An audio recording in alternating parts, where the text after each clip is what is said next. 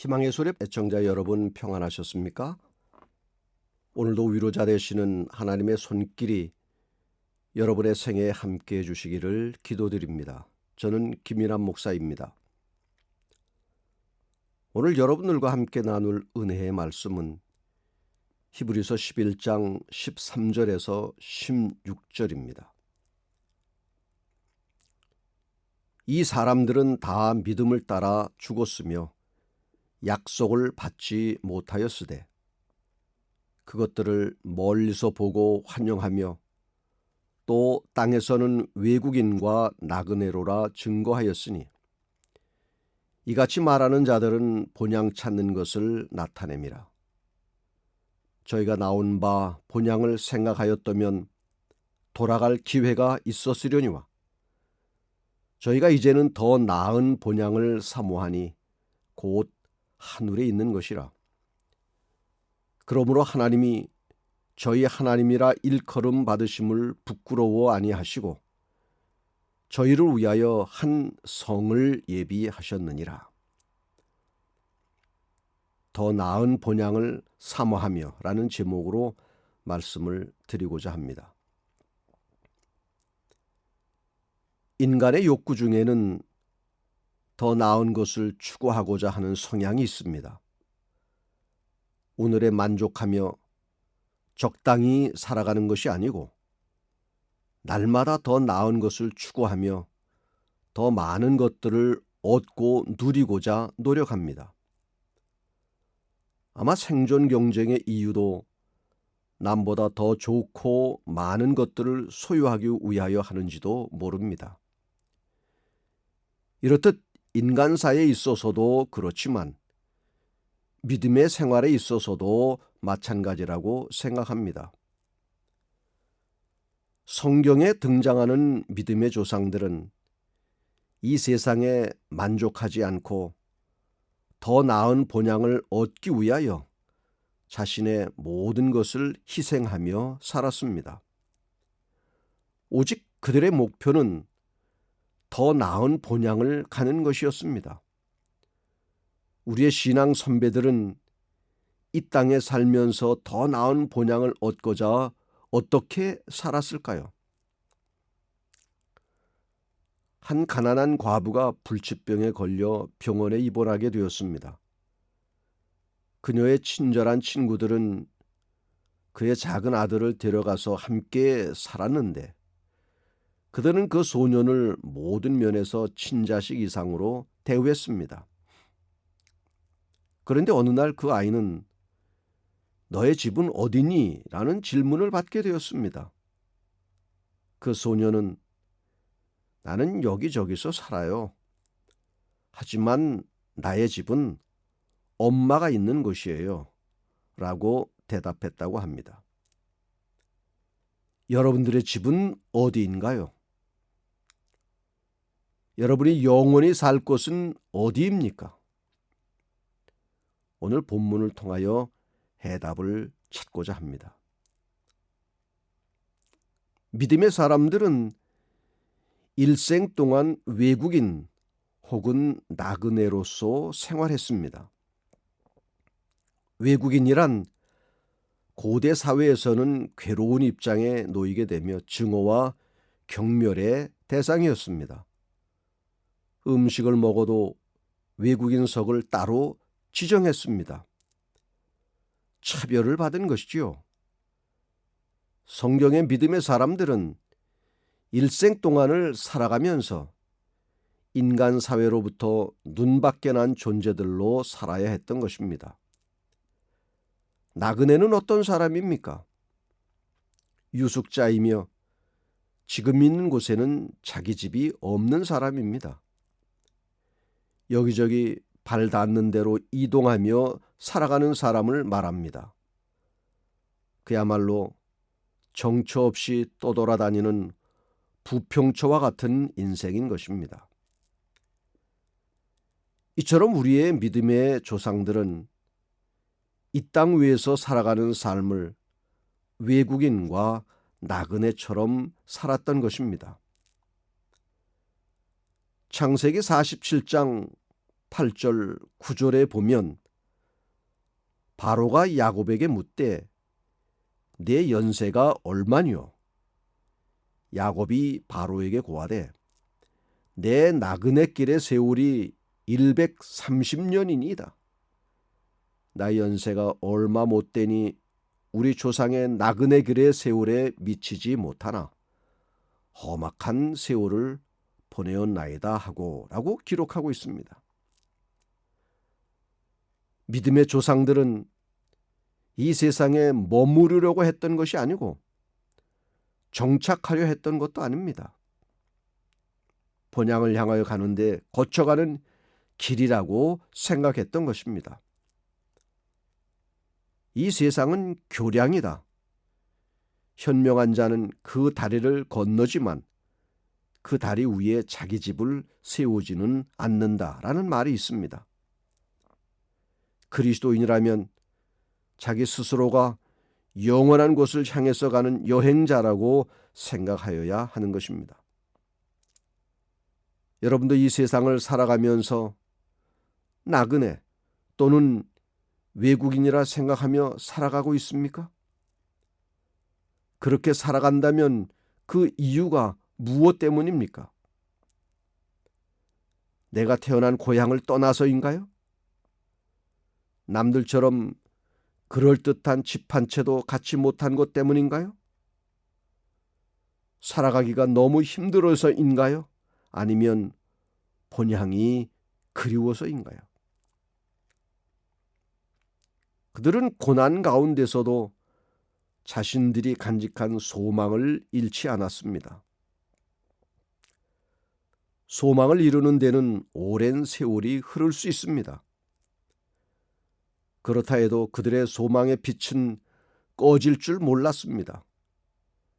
행선지가 아무리 멀다 하더라도 도중에서 발을 멈추지 않았던 것입니다. 믿음의 조상들은 결코 소망을 버리지 않았고 딴 길로 가지도 않았으며 여행의 피곤함 때문에 그 길을 포기하는 일도 없었고 언제나 소망 가운데 살고 마침내 소망을 갖고 잠들었습니다. 오늘날에도 우리는 장차올 이 땅에서의 희열과 영광을 생각함으로 기뻐할 수 있습니다. 우리가 현세에서 시련을 겪을 때에도 새롭고 더 좋은 세상을 상상하는 것은 때로 힘과 용기를 줍니다. 그러나 머지않아 우리의 본향이 될 새하늘과 새 땅에 대한 기쁨이 우리 마음속에 있을 때에는 이 땅에서 겪는 실망과 괴로움쯤은 얼마든지 극복할 수 있고 다시 일어설 수 있는 것입니다. 믿음의 조상들은 어떠한 경우에도 다시 세상으로 되돌아가려고 하지 않았습니다. 그들의 후손인 이스라엘 백성들은 가나안을 향해 가는 광야를 지날 때 힘들고 어려운 형편에 처하게 되면 원망과 불평을 하며 애굽으로 다시 돌아가려고 했지만 믿음의 조상들은 본향을 향하여 출발한 후에 되돌아간다는 것은 생각조차도 하지 않았습니다. 아브라함에게는 하란의 훌륭한 저택과 모든 것들이 갖추어진 좋은 환경이 있었기 때문에 돌아갈 수도 있었습니다. 애굽으로 여행하기보다는 차라리 그곳으로 돌아가는 것이 훨씬 더 좋았을 것입니다. 그러나 단 한 번이라도 다시 고향으로 돌아가고 싶었다는 심정을 표현하지 않았습니다.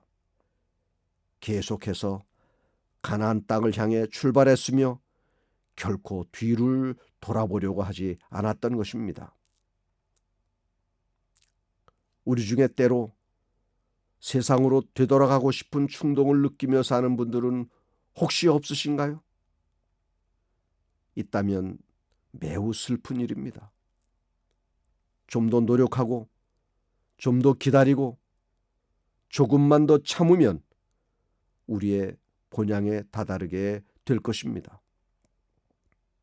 우리는 예수 그리스도를 믿기 시작하면서부터 이제는 다시 되돌아갈 수 없는 길을 내디뎠다고 하는 각오로 살아야 합니다.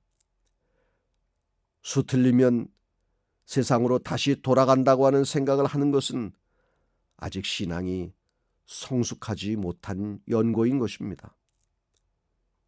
빌립보서 3장 8절에는 또한 모든 것을 해로 여김은 내 주 그리스도 예수를 아는 지식이 가장 고상함을 인함이라. 내가 그를 위하여 모든 것을 잃어버리고 배설물로 여김은 그리스도를 얻고 라고 바울 선생은 고백하고 있습니다. 믿음의 조상들이 앞을 향해 계속하여 나아갈 수 있었던 것은 끊임없이 저편에 있는 것에 마음이 끌렸기 때문입니다. 누구나 다 자기가 태어나서 자란 고향을 사랑하고 가보고 싶은 것은 인지상정입니다. 그러나 그리스도인들은 더 나은 본향을 가지고 있으며 이 본향이야말로 진정한 나의 집이라고 하는 사실을 결코 잊어서는 안 되는 것입니다. 요한복음 14장 2절 3절 내 아버지 집에 거할 것이 많도다. 그렇지 않으면 너희에게 일렀으리라. 내가 너희를 위하여 처소를 예비하러 가노니 가서 너희를 위하여 처소를 예비하면 내가 다시 와서 너희를 내게로 영접하여 나 있는 곳에 너희도 있게 하리라. 우리들은 이 세상 것들에 매혹되어 너무 만족해하면서 더 나은 본향은 잊어버린 채 세상에 너무 가깝게 우리의 마음을 두며 살아가지는 않습니까? 누가복음 21장 34절에는 너희는 스스로 조심하라. 그렇지 않으면 방탕함과 술취함과 생활의 염려로 마음이 둔하여지고 뜻밖의 그날이 덫과 같이 너희에게 임하리라고 말씀합니다.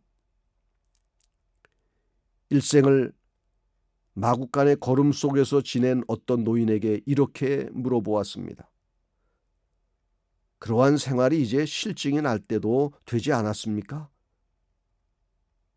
그 노인은 이 세상 저편에 무엇이 있는지를 아는 사람에게는 피곤함이 없어 라고 대답했다고 합니다. 믿음의 조상들은 이처럼 살았기 때문에 하나님께서는 그들의 하나님이라 불리는 것을 수치스럽게 여기지 않았습니다. 하나님께서는 믿음과 소망을 가지고 하늘 보장을 향해 전진하는 사람들의 하나님이십니다. 본향을 향해 떠나고 계속해서 앞으로 나아가는 사람은 언젠가는 아버지 하나님이 계신 곳에 도달할 수 있는 것입니다. 하나님께서는 더 나은 본향을 사모하는 사람들을 부끄러워 아니하십니다. 그들을 위해서 하나님께서는 한 성을 예비해 주셨습니다.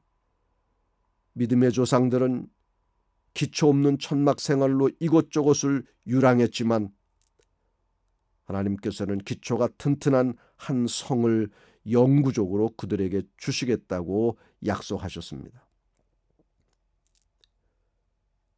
아프리카에서 오랜 동안 선교사로 수고하던 목사님이 안식년을 맞아 고국으로 돌아가는 배를 탔습니다.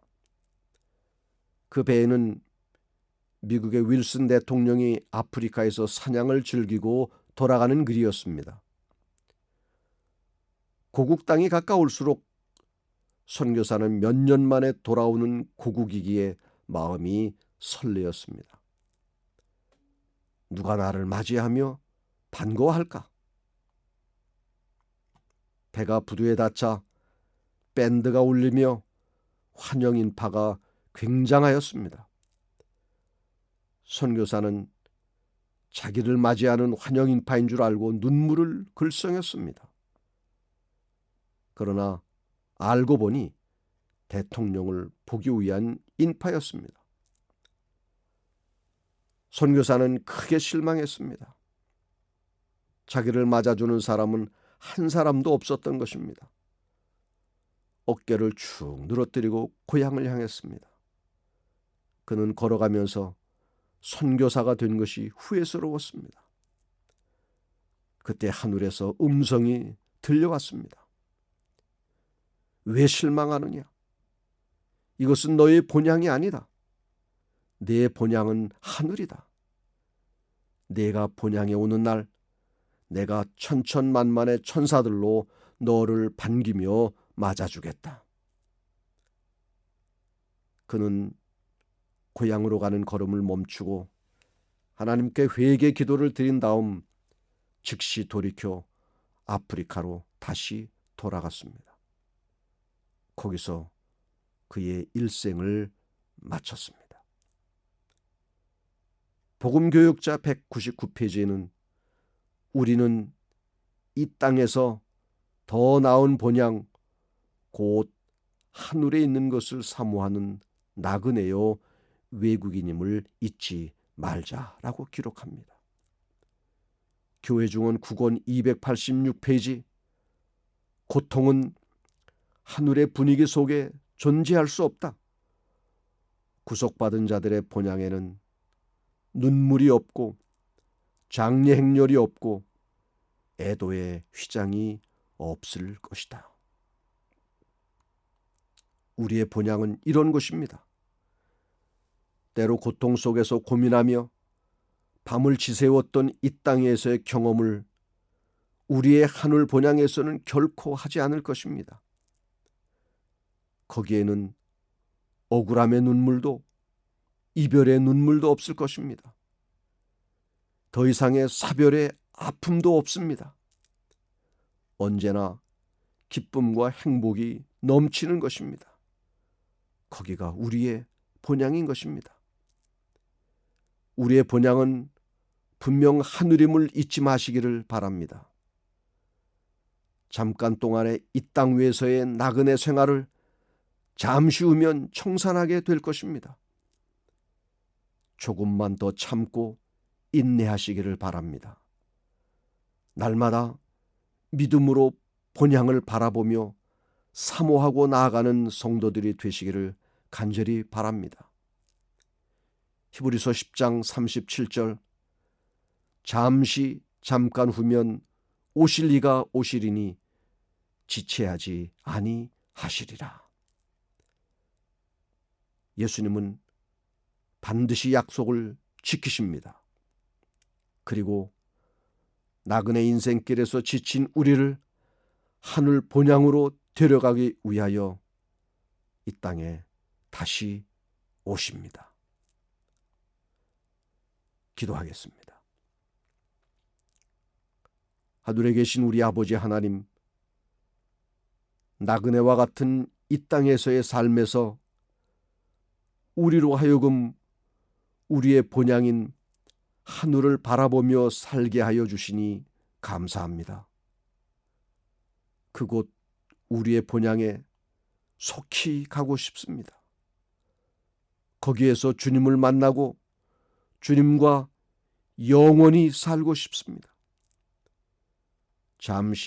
잠깐 후면 오실 주님을 만나기 위하여 더욱 굳건한 믿음을 갖고 날마다 승리하며 살아갈 수 있도록 성령님 우리를 인도하여 주시고 능력을 더해 주시옵소서. 다시 오시겠다고 굳게 약속해 주신 우리 구주 예수님의 이름으로 기도합니다. 아멘.